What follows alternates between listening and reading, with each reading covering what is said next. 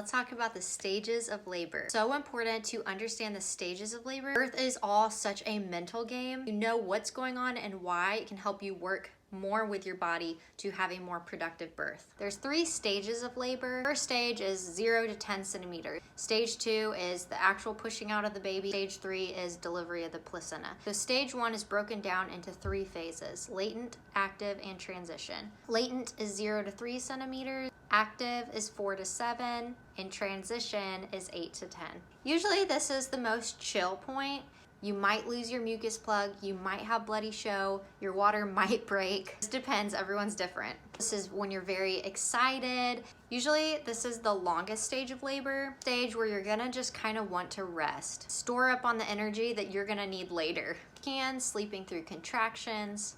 Active phase is when stuff starts to feel a little more real. You might not be able to start to talk through contractions. This is when you probably should get to the hospital. There's no magic number of when to get an epidural. It's typically a conversation between you and your care team of when it's the best time for you. Typically in the active stage of labor is kind of a good time to get it. This is a really great time to have a lot of movement in labor. Squatting, position changes frequently. Being in the shower for pain control, moving on a yoga ball. If you do have an epidural during this time, making sure your care team is turning you like a rotisserie chicken. You need to do frequent position changes. Ask them about using a peanut ball. All right, now we got transition. Okay, this is the hardest stage of labor, but it is also typically the shortest. It can be anywhere from a few minutes to a couple hours. For most people, it's around 30 minutes or less. This is when you're usually gonna be maybe having a sort of out-of-body experience. You're gonna feel a lot of pressure. Even if you have an epidural, you'll still feel pressure.